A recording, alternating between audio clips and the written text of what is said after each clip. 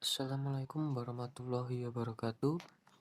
Kami dari kelompok 2 manajemen perpajakan, yaitu beranggotakan 1 Azizah Elmarianti NPM 19 0102 0007, yang kedua Putri Salsabila NPM 19 0102 0011, yang ketiga Panji Nagoro NPM 19 0102 0099. Kami akan membahas tentang optimalisasi pembayaran pajak untuk menghemat pajak. Optimalisasi pembayaran pajak dapat dilakukan seperti uraian di bawah ini. Yang pertama adalah pengamanan kontrak-kontrak bisnis dari potensi pemotongan withholding tax. Yang kedua adalah optimalisasi pengkreditan pajak penghasilan yang telah dibayar. Yang ketiga, pengajuan permohonan penurunan angsuran PPh pasal 25. Yang keempat, pengajuan surat keterangan bebas PPh pasal 22 dan PPh pasal 23. Yang kelima, mengansur atau menunda pembayaran pajak. Yang keenam, rekonsiliasi atau ekualisasi SPT PPh badan dengan SPT PPh pasal 21, PPh pasal 23 atau 26, dan SPT masa SPN. Langsung saja pembahasan materi selanjutnya, yaitu pengamanan kontrak-kontrak bisnis dari potensi pemotongan withholding tax.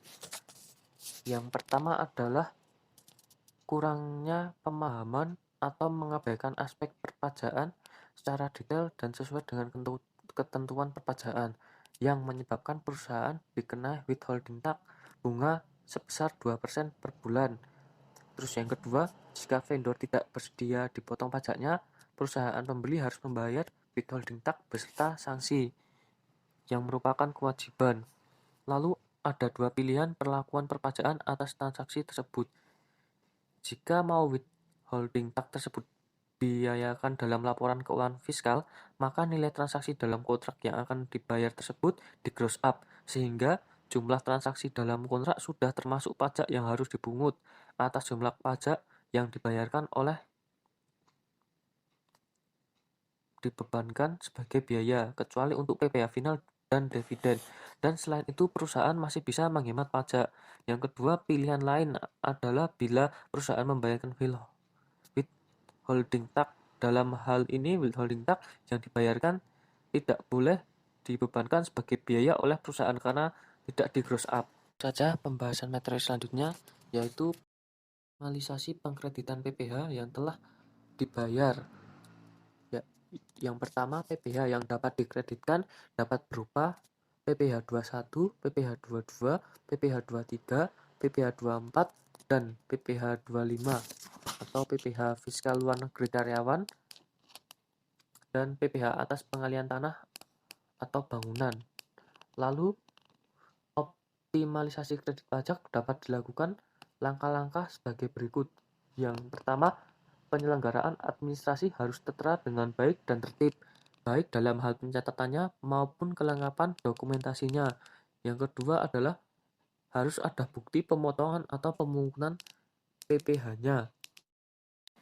Materi yang keempat adalah pengajuan permohonan penurunan angsuran PPh pasal 25 untuk mengantisipasi kondisi perekonomian dan dunia usaha yang lesu akibat krisis moneter yang berdampak pada penurunan omset dan laba usaha dalam tahun pajak yang bersangkutan. Sesuai keputusan Dirjen Pajak nomor 537/PJ/2000, wajib pajak dapat mengajukan permohonan pengurangan besarnya pajak penghasilan pasal 25 secara tertulis kepada Kepala Kantor Pelayanan Pajak tempat wajib pajak terdaftar dengan disertai proyeksi laba pada akhir tahun dan alasan terjadinya penurunan laba dengan memenuhi persyaratan sebagai berikut.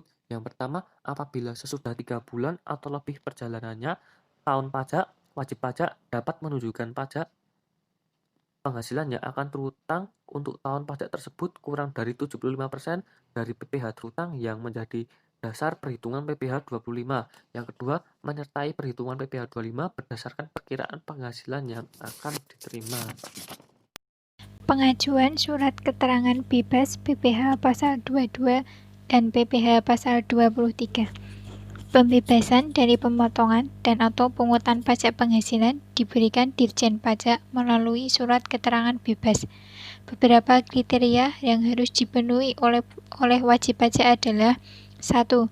Wajib pajak yang dalam tahun pajak berjalan dapat membuktikan tidak akan terutang pajak penghasilan karena A. Wajib pajak yang mengalami kerugian fiskal berhak melakukan kompensasi kerugian fiskal.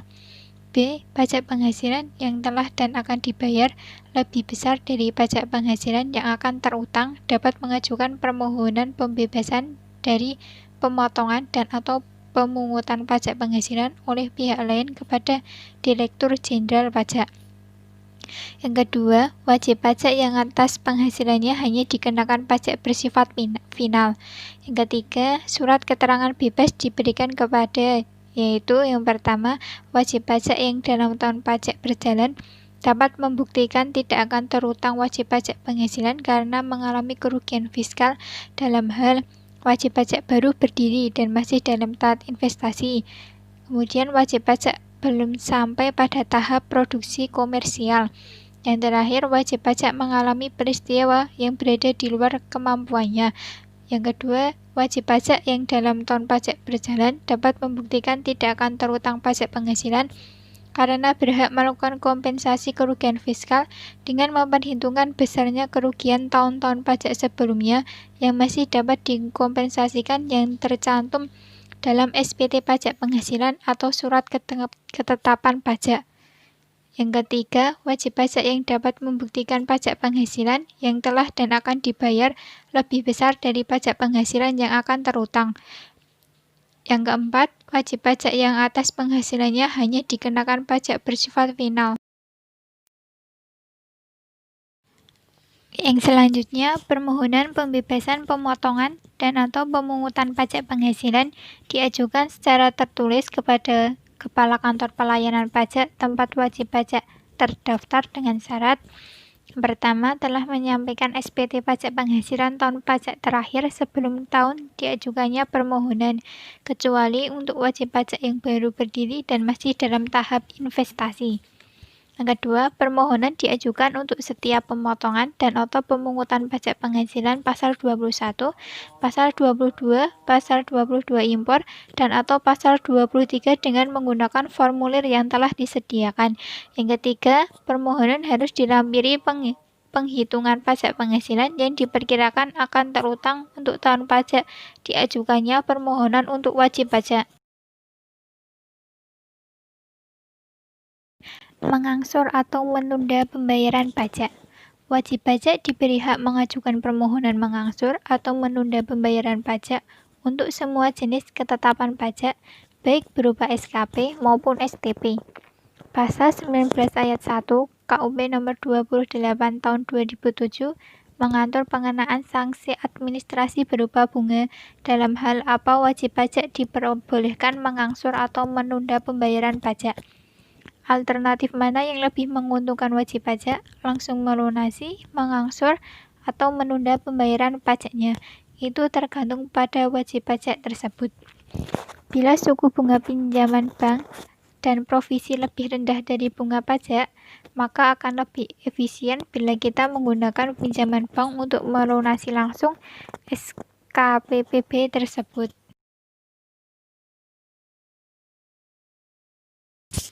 Rekonsiliasi atau ekualisasi SPT PPh Badan dengan SPT lainnya dan laporan keuangan fiskal. Yang pertama, rekonsiliasi atau ekualisasi SPT PPh Badan dengan SPT PPN. Rekonsiliasi dilakukan atas transaksi pembelian dan penjualan serta PPN yang mengikutinya, yakni PPN masukan dari transaksi pembelian dan PPN keluaran dari omset penjualan. Apakah kedua SPT tersebut telah menunjukkan angka yang sama atau belum? Bagi perusahaan, yang tidak kalah pentingnya adalah melakukan ekualisasi antara buku pembelian dan buku penjualan dengan SPT masa PPN. Apakah kedua ledger tersebut dan SPT masa PPN telah menunjukkan angka yang sama atau belum? Omset penjualan yang tercantum dalam SPT PPh Badan dengan SPT PPN bisa berbeda, disebabkan beberapa hal berikut. Yang pertama, omset penjualan di SPT PPh Badan bisa lebih besar dari omset penjualan di SPT PPN, karena penjualan di SPT PPh Badan menganut akrual basis, sehingga atas penjualan kredit, jika barangnya telah diserahkan, penjual sudah dilaporkan. Sedangkan pada SPT PPN, penjualan kredit bisa dibuat faktur pajaknya pada akhir bulan setelah bulan penyerahan barang. Kedua, omset penjualan di SPT PPh Badan lebih kecil daripada omset penjualan di SPT PPN, karena penerimaan uang atas penjualan sudah harus dibuat faktur pajaknya meskipun barangnya belum diserahkan. Sementara penjualan tersebut baru dilaporkan setelah penyerahan barang.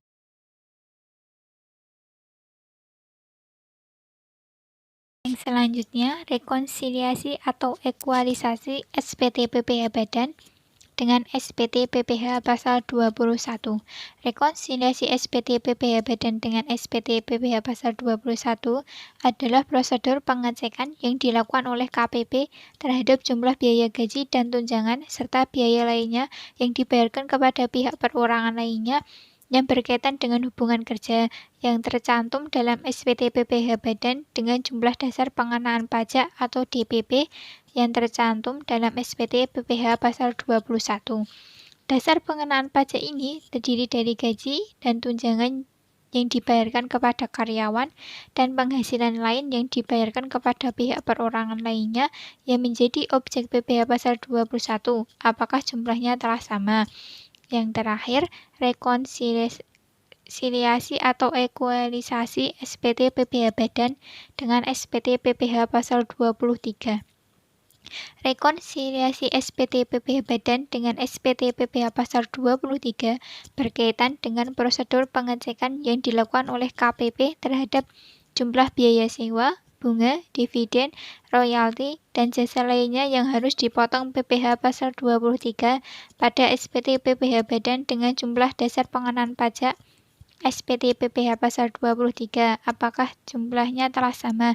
Jika terdapat material yang bukan objek PPh pasal 23, perlu dilakukan pemisahan antara nilai jasa dan materialnya.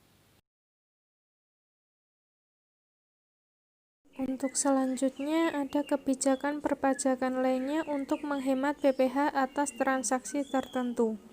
Perlakuan perpajakan PPh badan yang berkaitan dengan transaksi tertentu, yaitu ada yang pertama, revaluasi aktiva tetap, yang kedua, utang atau piutang kepada pemegang saham, yang ketiga, bunga pinjaman, yang keempat, pencadangan atau penghapusan piutang tidak tertagih, yang kelima, biaya pendiri perusahaan atau biaya praoperasi, yang keenam, reimbursement, yang ketujuh, pembukaan dalam valuta asing, yang kedelapan, transaksi dalam valuta asing, dan yang kesembilan, rekonsiliasi fiskal. Revaluasi aktiva tetap di tahun 2008 mengalami perubahan yang sangat berarti. Dalam ketentuan tersebut, antara lain diatur yang pertama, wajib pajak badan dalam negeri dan BUT dapat melakukan penilaian kembali aktiva tetap perusahaan yang berada di Indonesia. Yang kedua, aktiva tetap yang dinilai adalah seluruh aktiva tetap berwujud termasuk tanah hak milik dan aktiva tetap berwujud tidak termasuk tanah hak milik. Yang ketiga, penilaian kembali dilakukan oleh perusahaan penilai yang diakui pemerintah. Yang keempat, atas selisih lebih penilaian kembali aktiva tetap perusahaan. Yang kelima, kondisi keuangan perusahaan yang tidak memungkinkan untuk membayar pajak. Yang keenam, setiap bulan dilakukan pengecekan kembali ke perusahaan. Yang ketujuh, penghitungan penyusutan dimulai sejak dilakukan penilaian kembali aktiva perusahaan tetap. Yang kedelapan, untuk bagian tahun pajak sampai dengan bulan sebelum bulan dilakukan penilaian kembali aktiva tetap perusahaan. Yang kesembilan, penghitungan penyusutan dihitung secara prorata sesuai dengan banyaknya bulan dalam bagian tahun pajak. Yang ke-10, bagi wajib pajak yang telah mendapat persetujuan penilaian kembali aktiva tetap apabila menjual aktiva tetap yang telah direvaluasi sebelum berakhirnya masa manfaat baru sejak dilakukan penilaian kembali. Yang ke-11, ketentuan saksi di atas tidak berlaku untuk pengalihan aktiva tetap perusahaan yang bersifat force majeure. Mengalihan aktiva tetap perusahaan dalam rangka penggabungan dan peleburan dan penarikan aktiva tetap perusahaan dan penggunaan karena mengalami kerusakan. Yang ke-12, selisih lebih penilaian kembali aktiva tetap dapat dikapitalisasi menjadi modal saham. Dan yang terakhir ada pemberian saham bonus yang dilakukan tanpa penyetoran yang berasal dari kapitalisasi selisih. Yang kedua adalah utang atau piutang kepada pemegang saham. Berikut ini syarat peminjam dari pemegang saham yang diterima oleh wajib pajak berbentuk perseroan terbatas. Yang pertama, peminjam berasal dari pemilik dana itu sendiri dan bukan dari pihak lain. Yang kedua, modal yang seharusnya disetor oleh pemegang saham memberi pinjaman telah disetor seluruhnya. Yang ketiga, pemegang saham memberi pinjaman tidak dalam keadaan yang sedang merugi. Yang keempat, perseroan terbatas menerima pinjaman sedang mengalami kesulitan keuangan untuk kelangsungan usahanya. Apabila peminjam yang diterima wajib pajak berbentuk perseroan terbatas dari pemegang saham yang tidak memenuhi ketentuan sebagaimana yang disyaratkan, maka atas pinjaman tersebut terutang bunga dengan tukar suku bunga wajar. Yang ketiga, bunga pinjaman. Pada dasarnya, bunga pinjaman dapat dibebankan sebagai biaya sepanjang pinjaman tersebut digunakan oleh wajib pajak untuk kegiatan operasional perusahaan. Kegiatan operasional perusahaan itu sendiri, yang pertama ada bila deposito lebih besar dari utang. Yang kedua, bunga pinjaman dalam masa konstruksi. Yang ketiga, bunga pinjaman dari pihak ketiga yang dapat dibiayakan. Yang keempat, pemberian pinjaman kepada karyawan. Yang kelima, bunga pinjaman untuk membeli saham. Dan yang terakhir, ada bunga pinjaman yang dibayarkan ke bank luar negeri. Untuk yang keempat sendiri, ada pencadangan atau penghapusan piutang tak tertagih. Yang pertama, cadangkan piutang tak tertagih untuk usaha bank dan badan usaha lain yang menyalurkan kredit. Yang kedua, cadangan untuk usaha asuransi. Yang keempat, cadangan pinjaman untuk lembaga pinjaman simpanan.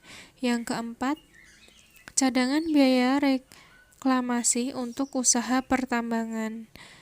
Yang kelima, cadangan biaya untuk penanaman kembali untuk usaha kehutanan. Dan yang terakhir, cadangan biaya penutupan atau pemeliharaan tempat pembangunan limbah industri untuk usaha pengolahan limbah industri. Namun ada juga piutang yang nyata-nyata tidak dapat ditagih yang dapat dikurangkan dari penghasilan bruto.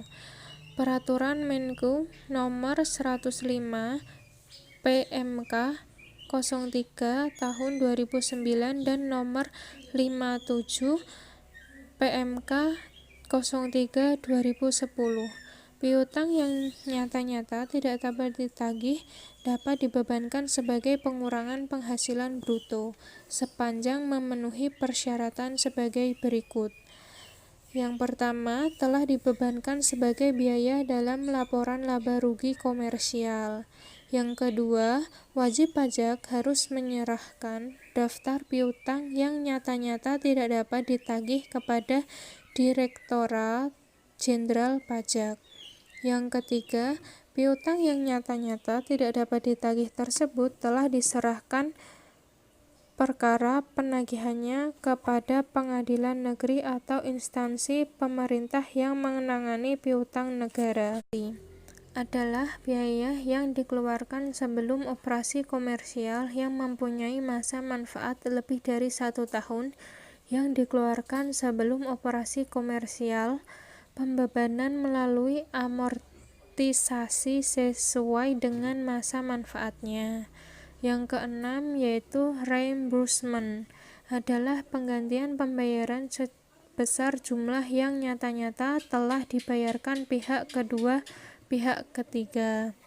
Yang ketujuh, pembukaan dalam valuta asing, adalah wajib pajak menyelenggarakan pembukaan dengan menggunakan bahasa asing dan suatu mata uang asing selain rupiah, yaitu bahasa Inggris dan satuan mata uang dolar Amerika Serikat.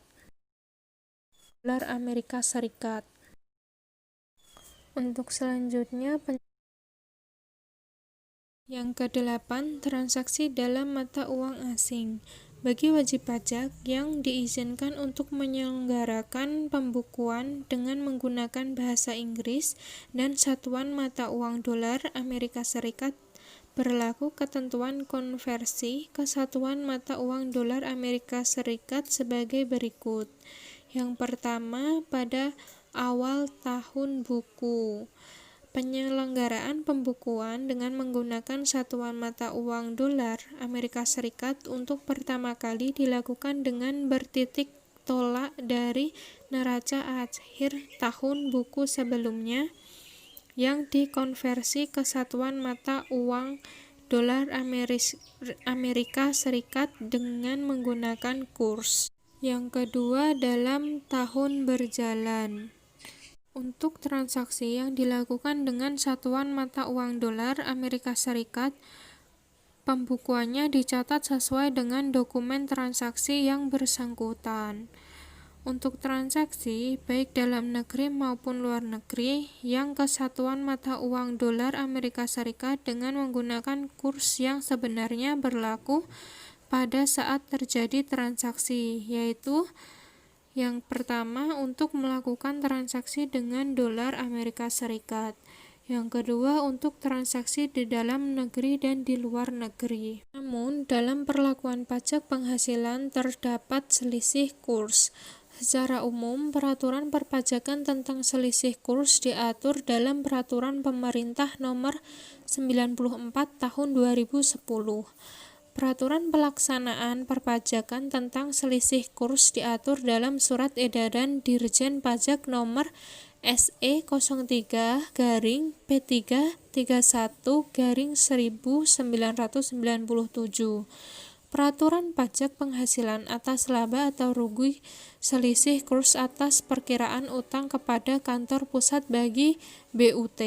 Untuk yang ke-9 atau yang terakhir, yaitu rekonsiliasi fiskal, adalah sebuah lampiran SPT tahunan PPh Badan berupa kertas kerja yang berisi penyesuaian laba atau rugi sebelum pajak menurut komersial atau pembukaan dengan laba atau rugi yang terdapat dalam laporan keuangan fiskal. Ada dua macam koreksi fiskal. Yang pertama koreksi positif dan yang kedua koreksi negatif. Tax planning pada usaha mikro, kecil, menengah, dan aspek keadilan dalam kebijakan perpajakannya. Yang pertama, perubahan UU PPh dan kriteria pengusaha UMKM.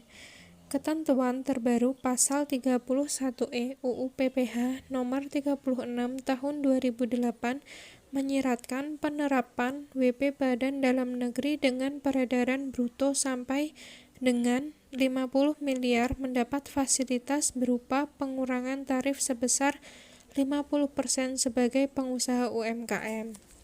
Berikutnya ada peningkatan daya saing perekonomian Indonesia. Tarif PPh di dunia saat ini cenderung menurun. Hal ini merupakan dampak dari globalisasi ekonomi dan peningkatan kemajuan teknologi yang memudahkan akses informasi tanpa batas, tempat, dan waktu. Penurunan tarif PPh di suatu negara akan mempengaruhi negara sekitarnya. Agar tetap kompetitif negara tersebut juga ikut menurunkan tarif pajaknya. Sebagai gambaran, tarif pajak di negara sekitar kita seperti Singapura mulai tahun 2008 menjadi 18% dan Hong Kong menjadi 17%. Pasal 31E UU PPH nomor 36 tahun 2008. Ini adalah penambahan pasal 31E yang menetapkan bahwa bagi wajib pajak badan dalam negara dengan peredaran bruto sampai dengan 50 miliar mendapat fasilitas berupa pengurangan tarif sebesar 50% dari tarif sebagaimana dimaksud dalam pasal 17 ayat 1 huruf B dan ayat 2A yang dikenakan atas penghasilan kena pajak dari bagian beredar bruto sampai dengan 4,8 miliar. Strategi tax planning UMKM. Salah satu teknik yang digunakan dalam perencanaan pajak disebut spin-off atau pemekaran usaha dengan cara penyebaran penghasilan menjadi penghasilan dari beberapa wajib pajak seperti pembentukan anak-anak perusahaan. Hal ini dimungkinkan dengan melakukan pemekaran usaha atau spin-off yang tadinya usaha tersebut ditangani oleh satu perusahaan dapat dimekarkan menjadi 3 perusahaan. Aspek keadilan dalam kebijakan perpajakan UMKM. Dalam mendesain sebuah kebijakan perpajakan, pembuat kebijakan harus memperhatikan asas-asas perpajakan sehingga kebijakan tersebut tidak timpang karena ketimpangan tersebut bisa merugikan pihak-pihak tertentu yang terkait dengan kebijakan tersebut. Formulasinya adalah asas keadilan